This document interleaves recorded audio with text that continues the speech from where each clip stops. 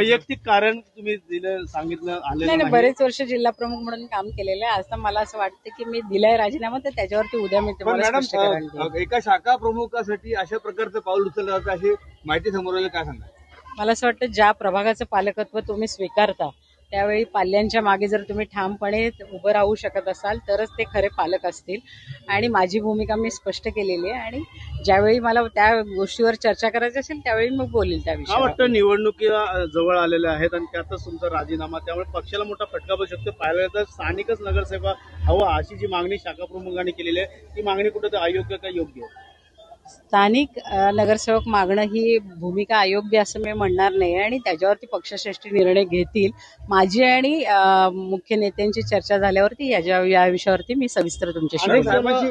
साहेबांना भेटले जात का किंवा साहेबांना काय मेसेज पाठवलेला आहे? मी आता साहेबांशी बोलले आणि साहेब मला वेळ देत आहेत आणि मी साहेबांशी बोलेल आणि त्याच वेळी तुमच्याशी मी या विषयावरती चर्चा करेन. अनेक जण इच्छुक आहे, पाहायला गेलं तर तिकडचा चेहरा बदलून दुसरा चेहरा दिला तर नक्कीच कुठेतरी फायदा देखील होईल असं त्यांचं म्हणणं आहे. शाखा प्रमुखांचं त्यांच्यावरती देखील हकालपट्टी करण्यात आली आहे, त्यामुळे त्यानंतर तुम्ही देखील त्या संदर्भातला राजीनामा देतो. मला असं वाटतं की बघा, इच्छा व्यक्त करणं हा गुन्हा नाही. प्रभागातल्या कार्यकर्ता जेव्हा काम करत असतो तर त्याची पण मानसिकता असते की आम्हाला पण उमेदवारी मिळावी.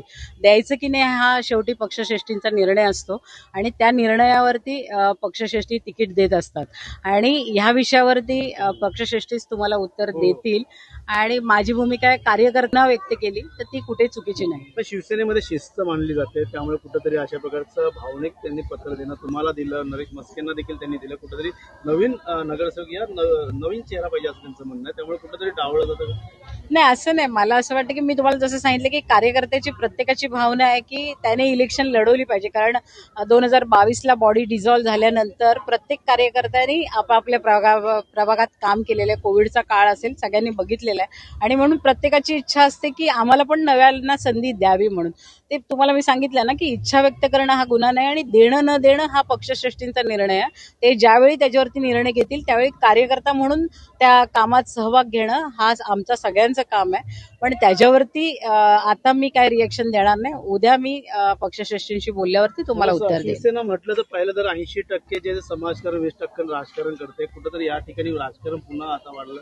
मला असं वाटतं ह्याला राजकारण म्हणता येणार नाही. ही घरातली भांडणं आहेत किंवा घरात तुम्हाला माहिती आहे की ह्या धुसफूस होत असतात आणि ते आमचं घरातलं वातावरण आहे आणि ते घरातले ज्यावेळी ह्याच्यावरती सगळ्या गोष्टीवर तोडगा काढतील आणि त्यानंतरच मी ह्याच्यावर स्पष्टपणे तुमच्याशी बोलेन. प्रत्यक्षपणे भूषण भोयर यांचं नाव न घेता शाखा प्रमुखांनी पत्र दिले, तसेच या ठिकाणी जे आहेत ते मधुकर पावशे त्यांचं नाव न घेता पत्र तुम्हाला दिलं. का वाटतं येणार काळात चेहरे बदलतील का, नाही बदलले तर पुढची भूमिका तुमची काय असणार आहे नगरसेवकांची? तुम्हाला तेच सांगितलं ना, उद्या मी बोलल्यानंतरच स्पष्ट करेल की ह्याच्यावरती पुढे काय होणार आहे म्हणून. आता तर मी त्याच्यावरती तुमच्याशी सविस्तर चर्चा करू शकत नाही आणि माझं प्रत्येकाला माहिती की मला स्पष्ट बोलायला आवडेल.